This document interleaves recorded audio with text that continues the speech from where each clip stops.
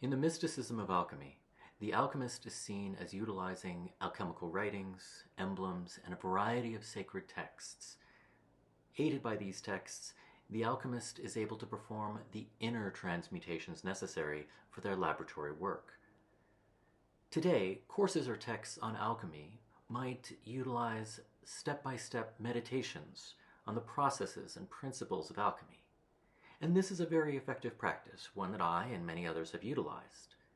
But how did our forebears, the alchemists of centuries past, find deep and transformative meaning and connection with these texts that allowed them to perform their work and their inner transformations? Similarly, how does a psalm gain the power of a spoken charm? How does it become psalmistry?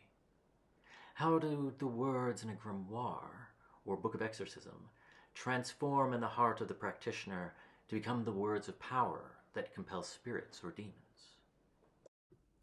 And how do we, as esotericists, bear in mind that these texts are not the source of power or authority in themselves, that they are merely footprints left by others leading back to the source of power and authority? To attempt to answer this in my reflective essay on the Institute for Hermetic Studies course, Ritual Purification, Exorcism, and Defensive Magic. I'm calling this Divine Reading for Esotericists. How did alchemists internalize sacred or alchemical texts and emblems? Lege, lege, lege, relege, ora et labora. It's an alchemical adage, literally meaning read, read, read, reread, prayer, and work. And this is modified from the Benedictine motto of prayer and work. Okay? Now, how did the Benedictine monks read in a sacred manner? Well, they did so through, and do so through, a formal process of Lectio Divina. And I'm going to go over this process as it relates to esotericists. I'm not saying that all Western esotericists or alchemists have used Lectio Divina in some type of formal process, but there is something like Lectio that has been used historically to extract meaning, power, and transformation from texts and emblems and various sources. Lectio Divina, or divine reading, is an accepted mainstream mystical Christian practice in which spiritual insight is gained after deep meditation upon short passages of biblical text. While the term goes back to some of the earliest church fathers, the most popular codified form of the practice is from Saint Benedict and the Benedictine tradition. So to the right here, that's one of the church fathers, Origen of Alexandria. We might come back to him as we go on. Again, just to talk about how widespread it is, some monastic traditions practice Lectio for many hours daily. It's a core part of their tradition and practice. Lectio is also widely practiced by laity, non-clergy. All right. Lectio Divina for the esotericist. We use Lectio to read texts in a sacred manner so that we are changed within, and we are thus initiated by them, and from this we may call upon their authority in our work. In this sense, Lectio Divina can be successfully utilized across a variety of sacred texts and traditions. If you are not Christian or you're not dealing with Christian texts, that is fine. The formal process of Lectio I'm giving you can be applied. St. John of the Cross puts it very simply, the entire process. He wrote extensively on Lectio. Seek in reading, and you will find in meditation. Knock in prayer, and it will be open to you in contemplation. Okay, so we're going to go through all of those steps. Lectio, reading. I know that's confusing that the first step is also Lectio, which is kind of a shorthand for Lectio Divina, but there you go. Maintain the attitude of a sacred event. This is critical. The act of Lectio should have the gravity of any other ritual or sacred event. It is not a casual practice. Immerse yourself within the text as though it was written specifically for you. Very often, esotericists might scoff at, say, charismatic Protestants, but they're actually incredibly good at reading texts and applying texts as if when they read it, that God was speaking personally to them about situations in their life. As if it was just meant specifically for them. But that's exactly what Lectio demands of us. Put yourself vividly in the text. If you're familiar with the exercises of St. Ignatius in these exercises has us utilize all of the senses, the sight, the smell, the sounds, the touch, the experience, so that we immerse ourselves. For St. Ignatius, it would be in hell or within heaven, but for us, it is within the text we are reading. Always start a reading of the text in the most literal or straightforward fashion. So, very important. We begin in that very plain reading of the text. Everything with deep, slow deliberation. I've often said, only half jokingly, that the slower or the less you get through during Lectio can be seen as a marker of progress. So again, slow. Meditatio, consideration. So meditatio sounds, the Latin sounds like we're talking about meditation, but it's here referring really to more of something like we would talk about as contemplation, as consideration, right? Read the text again. How has the text been commonly received in the tradition you are reading it? Follow this with whatever stands out to you. Now, what stands out to you in your life, in relation to other sacred texts, your experiences? Who or what embodies this meaning within your path, your relationships, the physical world around you, right? Most importantly, listen to the text speaking to you with humility. This is not an intellectual exegesis or artistic exercise. It's very important. I have this picture here of somebody drinking a cup of coffee. It was really inspired by Gareth Knight in talking about contemplation as opposed to meditation. He said that while meditation might be done in best, in some posture and isolation and so forth, that contemplation is often done best with a cup of coffee and a cigarette on your deck. I might be paraphrasing a little bit here, but that was the general gist. Oratio, prayer. Read the text again, emotionally and imaginatively engaging with it, deeper with every read. Pray for insight with the passage, to work out its wisdom and to make it part of your being and expression of that being. If time and space allows, be specific with where you are at this moment on your path, in your life, grappling with these holy words. Be confident that you will be guided to clarity, but acknowledge the limitations of merely human intellectual understanding. Always with an attitude of gratitude. And finally, the contemplatio, reception. Now, again, the Latin makes it sound like this is contemplation, the second step, but really think of this in terms of meditation. So what are we doing? The prayer is now complete.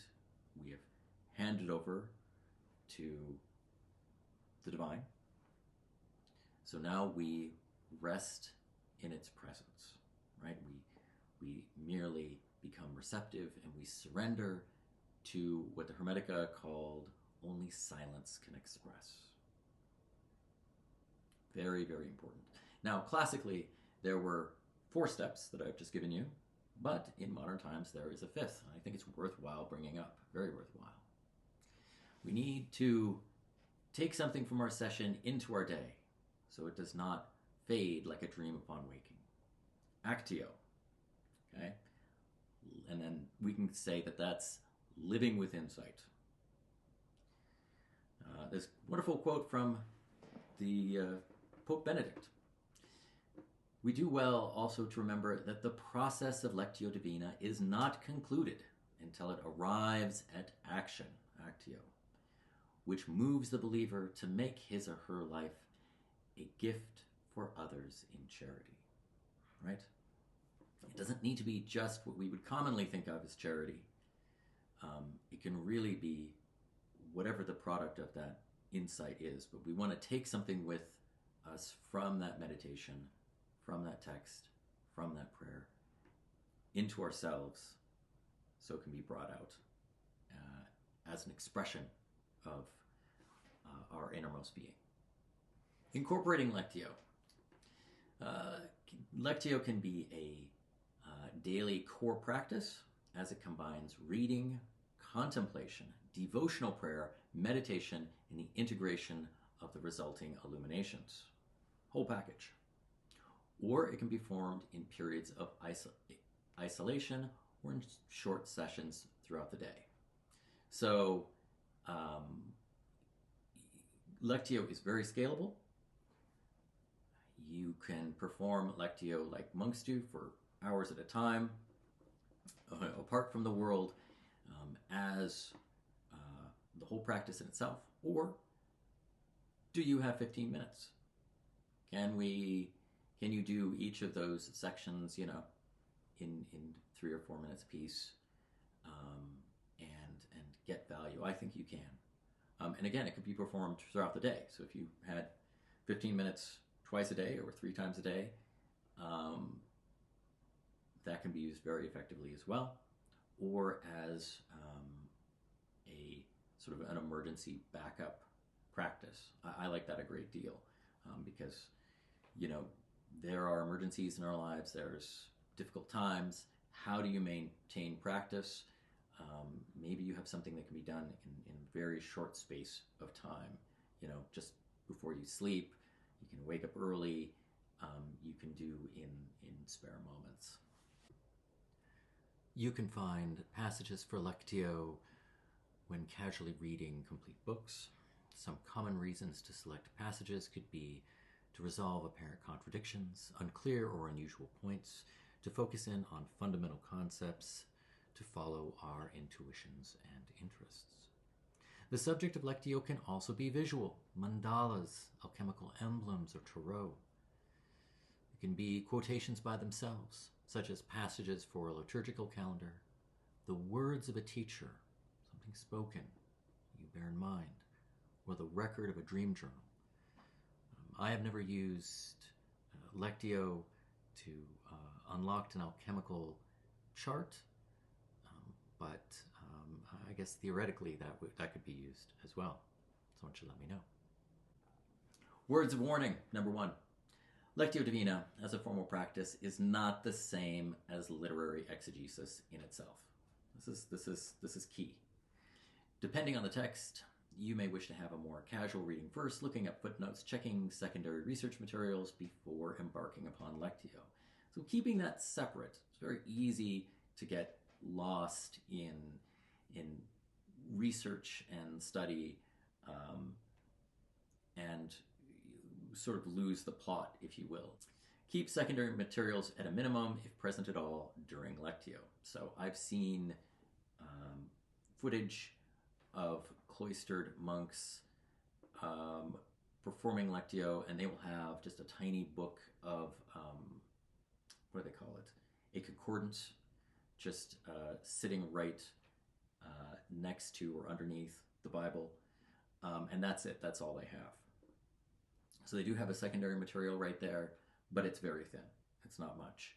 And I really think this is important for the formal practice of Lectio.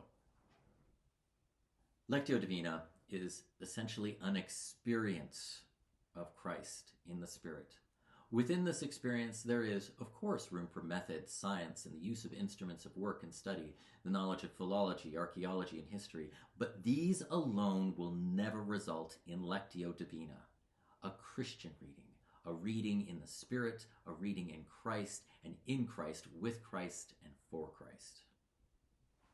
Yes. Words of warning number 2, esoteric hermeneutics. That's a fancy way of saying very, very, very creative, inspired readings of the text. And you can see Origen of Alexandria, one of the great church fathers, he had some of these very exotic readings of texts that are deeply, deeply, deeply allegorical. The thing is, you can get all X-Files and get very distracted here. Exotic or revelatory readings can be a naturally occurring effect of one's progressive illumination. It is not the goal of Lectio as a practice. So in other words, as we progress on the path, we will have greater and greater insight. Some of those insights may be very esoteric, may be very strange, but they are simply a way of explaining or recording our path, our way that we have arrived at insight. And very often, hopefully, maybe that only means something to you, but it can also sometimes help lead others to insight and success that you have had on the path. It is something that we gain after we have insight, or as within the insight itself. It is not the goal of Lectio. It is a side effect. Lectio Divina is perfected by what the Hermetica calls seeing with the eyes of the heart. What the anonymous author of Meditations on the Tarot calls divine listening. This is the goal of Lectio Divina in itself.